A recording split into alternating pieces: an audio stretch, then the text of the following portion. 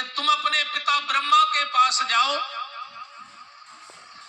और वो तुम्हें शिव तत्व की जानकारी देंगे। नारद जी ब्रह्मा जी के पास गए, चरणों में गिर पड़े, बोले पिताजी मुझे शिव तत्व समझाओ, शिव क्या है, शिव तत्व है क्या? पहली बार शिव की पूजा किसने की, शिव की पूजा कैसे करनी चाहिए, पहली बार शिव पिंडी कहां प्रकट हुई, कैसे प्रकट हुई, किसने प्रकट की और क्यों प्रकट हुई? ब्रह्मा जी बोले नारद तेरे ऊपर बड़ी कृपा हुई है नारायण की, जो तू शिव तत्व के बारे में जानकारी चाहता है। बैठो, अब तुम्हें हम शिव तत्व समझाएंगे कि शिव पिंडी कब, कहां, कैसे, क्यों प्रकट हुई, कैसे शिव की जलेरी प्रकट भई। अच्छा, शिव पिंडी के बारे में तो आप सबने सुना होगा कि कैसे प्रकट हुई, वही हम सुनाएंगे। पर क्या आज तक किसी ने यह सुना है कि शिव की जलहरी कैसे प्रकट हुई? और किसी को पता हो तो ईमानदारी से हाथ उठाओ। भली तुम खूब टीवी पे शिव पुराण सुन रहे, बड़े बड़े विद्वानों को सुन रहे, पर क्या किसी ने आपको शिव जलहरी के बारे में बताया कि जलहरी क्या है, कैसे प्रकट हुई? कई लोग कहते इंटरनेट पे है सब कुछ, तो सर्च कर लो, अगर जलेरी की कथा मिल जाए तो। कल तक को हम तुम्हें समय दे रहे, रात भर सुन लियो, ढूंढ लियो, अगर को कहूं लिखो मिल जाए कि शिव की जलहरी कैसे प्रकट हुई। शिव पिंडी की तो खूब कथाएं हैं, हम ही अभी सुनाएंगे। राम, ब्रह्मा जी कह रहे हैं नारद अब हम तुम्हें सृष्टि की उत्पत्ति की चर्चा बताएंगे तो तुम्हें शिव तत्व समझ में आ जाएगा। चार युगों का जब चार युग क्रम से निकल जाते हैं तो ब्रह्मा जी का एक दिन होता है। जब चार युग निकल जाते हैं तो ब्रह्मा जी का एक दिन होता है। और ब्रह्मा जी के जब 100 साल पूरे हो जाते हैं तो प्रलय आता है। और उस प्रलय में सब कुछ, सूर्य, चंद्रमा, जल, अग्नि, सब नष्ट हो जाता है, प्रभु में समा जाता है। मात्र एक ज्योत, एक छोटा सा प्रकाश का पुंज बचता है। और जब भगवान को सृष्टि करने का मन बनता है तो उस दिव्य ज्योति में से एक परम पुरुष प्रकट होता है। उस परम पुरुष का नाम होता है सदाशिव। ध्यान से समझ जाइए, अब एक दिव्य ज्योत से एक पुरुष प्रकट होता है जिसका नाम होता है सदाशिव। वो अपने हृदय का करता है मर्दन, तो एक शक्ति को प्रकट करता है, उनका नाम होता है शिवा।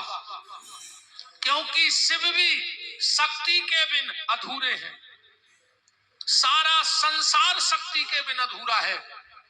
बिना शक्ति के शिव भी कुछ नहीं कर सकते। आप लोगों ने बोलचाल की भाषा में सुना होगा, तुमने कोई से कही हो चलो वृंदावन, उन्हें कहूं जा कही कि अब नहीं जा रहे, हमारे शरीर में ब्रह्मा नहीं रहे। कही चलो अयोध्या चल गए, हम नहीं जा रहे, हमारे शरीर में शंकर जी नहीं है। अब चलो चित्रकूट, हम नहीं जा रहे, हमारे शरीर में राम विष्णु नहीं है।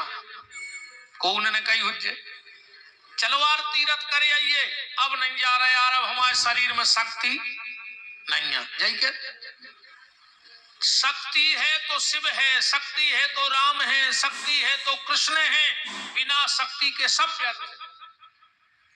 तो भगवान सदाशिव ने शक्ति को प्रकट किया। ध्यान से सुन जाइयो, शक्ति शिवा ने कहा हम रहेंगे कहां, तो भगवान शिव ने इस सृष्टि का जो सबसे पहला नगर प्रकट किया उसका नाम था आनंद वन। उसका आगे चल के नाम हुआ अबिरमुख क्षेत्र, उसी का आगे चल के नाम हुआ वाराणसी, और फेमस होगा बनारस। अमिताभ बच्चन ने गाना नहीं गा दो तो खाई के पान बनारस वाला, छोरा गंगा किनारे वाला। सो सब अविर्मुख क्षेत्र भूल गए, काशी भूल गए और बनारस बनारस कहने लगे। महासदा शिव ने शिवा से कहा कि शिवा तुम जाकर के इस नगर में रहो। बोले हम नहीं रहेंगे। क्यों? बोले हमारी एक शर्त है, अगर वो पूरी कर दोगे तो हम इस नगर में रहेंगे। कौन सी शर्त है? अभी आगे की कथा में आप सुनेंगे। आनंद वन को प्रकट किया। फिर भगवान शिव ने अपने दाहिने हाथ का मर्दन किया और एक दिव्य तेज निकला, और वो दिव्य तेज दुर्गा के 10वें अंग में रख दिया। शिवा के एक बालक प्रकट हुआ, जिसके गले में बैजंती माला थी, सिर पे मुकुट था, पीतांबर पहने था, बड़ा दिव्य स्वरूप था। शिवा ने कहा इनका नाम क्या होगा? बोलिए पृथ्वी के अणु अणु में वास करेंगे, इनका नाम विष्णु होगा। भगवान शिव के दाहिने हाथ से भगवान नारायण की उत्पत्ति है। सदाशिव ने अपने बाएं हाथ का मर्दन किया और एक दिव्य तेज निकला, और वो विष्णु की नाभि में रख दिया, तुड़ी में। उसमें से कमल की नाल चली, और उस कमल की नाल पर एक बहुत बुजुर्ग पुरुष प्रकट हुआ, जिनकी पूरी दाढ़ी सफेद थी। जिनके प्रकट होते ही उन्होंने देखा कि मुझे बनाने वाला कौन है, सृष्टि में क्या है। तो वो चार तरफ देखे तो उनके चार मुंह प्रकट हो गए। उनका नाम पड़ा ब्रह्मा। एक मुंह पहले से था और चार मुंह प्रकट हो गए, तो कितने हो गए? 5। एक सिर कट गया। कब कटा? वो भी अभी आप कथा में सुनेंगे। कमल की नाल पर जब ब्रह्मा जी प्रकट हुए तो देखा कि चारों तरफ अंधकार ही अंधकार है।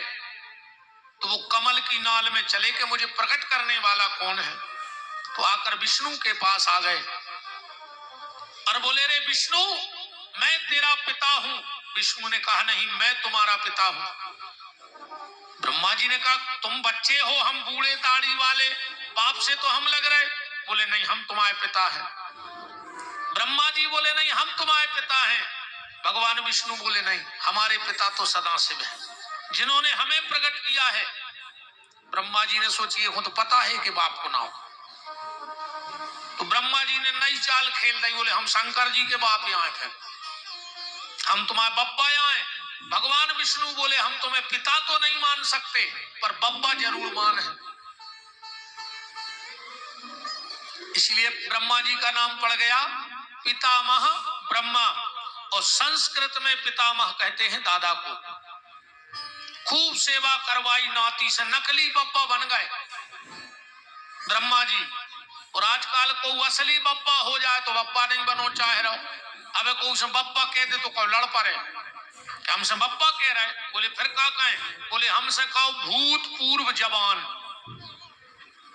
बब्बा ने कहो क्या कहो? भूतपूर्व जवान। बूढ़े बूढ़े डाई पोते फिर रहे, कल्ले से ओना फिर रहे। 90 साल की उम्र है, डाई पोत रहे। कर क्या बार कर ले उस उम्र होने। अच्छा भगवान जा जान है कि तुम 40 के कहा है नहीं। कहो तो यार, भगवान को धोखा दे रहे नहीं।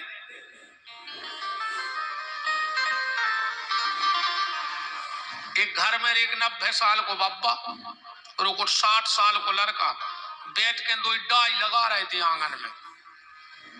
सो 10 साल को नाती आओ, सो तई धरी थी कलई। सो वो बैठ के अपने बारों में कलई लगाने लगो। सो बब्बा ने डांटो, कार्य जो क्या कर रहा हूं? नाती बोलो बब्बा घर में एक आध से आनो तो ले। जब तुम 90 साल में कर क्या कर रहे तो हम 10 साल में सफेद करे लिए थे। बूढ़े बूढ़े डाई पोत रहे रे, बूढ़े बूढ़े। अरे जन बार कर क्या कर रहे हो? सबसे पहले गोंजना तई धरी जात है, गोड़ों के लूघरा नहीं गले। ये 12 ही 12 है पहले बार कर क्या कर पाओ चाहे नहीं कर पाओ, पर जोन जो मन कर क्या होगा वो है। देखो भजन करके सफेद कर ले, जो मन संगे जाने हे तन में तो तई लूघरा लग जाने हैं। ये मन तन को चमकाए से कुछ नहीं होने। मन चमकाओ, मन साथ में जाएगा। ये तन तो यही पांच भौतिक की धरोहर यही की यही रह जाएगी। ब्रह्मा जी नकली बप्पा बन गए। एक दिन आकाशवाणी हुई ना, विष्णु ये ब्रह्मा में तेरा बप्पा नहीं है, ये तेरा पुत्र है, ये तुझसे प्रकट हुआ है। भगवान नारायण को गुस्सा आ गई और दोनों में युद्ध होने लगा। कई वर्षों तक ना विष्णु में और ब्रह्मा में भयंकर युद्ध हुआ, पर वो युद्ध समाप्त नहीं हो रहा था। सूत जी महाराज सोनक ऋषियों से कह रहे हैं कि ब्रह्मा और विष्णु के युद्ध समाप्त करने के लिए इस सृष्टि में सबसे पहले भगवान शिव पिंडी के रूप में प्रकट हुए। बोलो पार्थवेश्वर भगवान की। सृष्टि की जो सबसे पहली पिंडी प्रकट हुई वो विश्वनाथ काशी वाले भोले बाबा है। सबसे पहली पिंडी कौन सी प्रकट हुई सृष्टि में? बनारस के विश्वनाथ बाबा। आकाशवाणी तुम लोग बड़ा बनने के लिए लड़ रहे हो और आजकल भी लड़ाई बड़े ही बनवे की चल रही।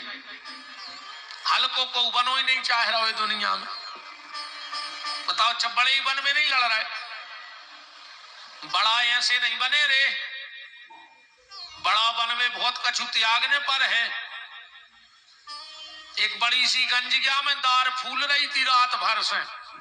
उदार से पूछी के कह रहे रात भर के डूबे? कहने लगे बड़ा बनने हैं।